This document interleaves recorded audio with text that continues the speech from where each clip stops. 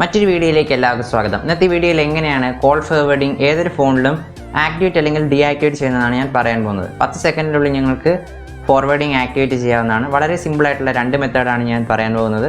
ഒന്നാമത് USSD code use ചെയ്തിട്ടും രണ്ടാമത് നമ്മുടെ ഫോണിലുള്ള കോളർ ആപ്പ് യൂസ് ചെയ്തിട്ടുമാണ്. കോൾ ഫോർവേഡിംഗ് എന്ന് വെച്ചാൽ നമ്മുടെ ഫോണിലേക്ക് വരുന്ന കോൾസ് നമ്മുടെ ഫോൺ ഇപ്പോൾ അൺറീച്ചബിൾ അല്ലെങ്കിൽ ബിസിയൊക്കെ ആണെങ്കിൽ വേറൊരു നമ്പറിലേക്ക് ഫോർവേഡായി പോകും. അപ്പോൾ നമുക്ക് ആ ഫോണിൽ കാണാവുന്നതാണത്. ഇത് നമുക്ക് വേണമെങ്കിൽ എല്ലാ കോൾസും ഫോർവേഡ് ചെയ്യാവുന്നതാണ്. അല്ലെങ്കിൽ നമ്മുടെ ഫോണിലേക്ക് റീച്ച് ആവാത്ത കുറച്ച് ഫോൺസ് ഉണ്ടാവും, ലൈൻ ബിസിയോ അങ്ങനെ എന്തെങ്കിലും പ്രോബ്ലം ആയിട്ടുള്ളത്, അത് ഫോർവേഡ് ചെയ്യാവുന്നതാണ്. അല്ലെങ്കിൽ നമ്മൾ വേറൊരു കോളിലേക്കാണെങ്കിൽ ആ ഒരു കോള് ഫോർവേഡ് ചെയ്യാനുള്ള ഓപ്ഷനും ഇതിനകത്തുണ്ട്. അപ്പോൾ അതിൻ്റെ സ്പെഷ്യാലിറ്റി എന്താണെന്ന് വെച്ചാൽ നമുക്ക് ഇൻ്റർനെറ്റ് വളരെ യൂസ് ചെയ്യേണ്ട ടൈമിൽ കോൾസൊക്കെ വന്ന് ഡിസ്റ്റർബ് ചെയ്യുകയാണെങ്കിൽ നിങ്ങൾക്ക് കോൾ ഫോർവേഡിംഗ് ഓൺ ആക്കുകയാണെങ്കിൽ നിങ്ങൾക്ക് ഡിസ്റ്റർബൻസ് ഒന്നുമില്ലാതെ ഇൻ്റർനെറ്റ് യൂസ് ചെയ്യാവുന്നതാണ്. കോളൊക്കെ മറ്റൊരു ഫോണിലേക്ക് പോകുന്നതാണ്.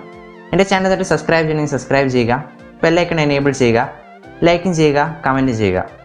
അപ്പോൾ ഒന്നാമത്തെ മെത്തേഡിലേക്ക് പോകാം. USSD കോഡ്സ് എങ്ങനെ യൂസ് ചെയ്യാമെന്ന് പറയുന്നതാണ്.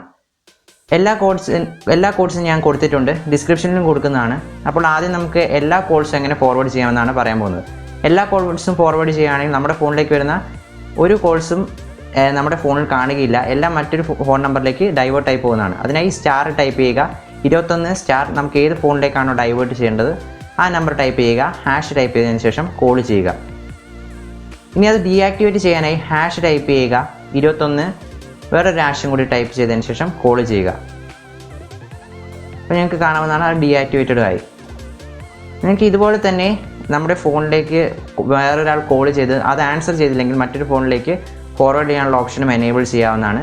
സ്റ്റാർ 61 സ്റ്റാർ, ആ ഏത് നമ്പറിലേക്കാണോ ഫോർവേഡ് ചെയ്യേണ്ടത് ആ നമ്പർ ടൈപ്പ് ചെയ്തതിന് ശേഷം ഹാഷ് അടിക്കുക, പിന്നെ കോൾ ചെയ്യുക. ഇതും നമുക്ക് ഡീആക്ടിവേറ്റ് ചെയ്യാവുന്നതാണ്.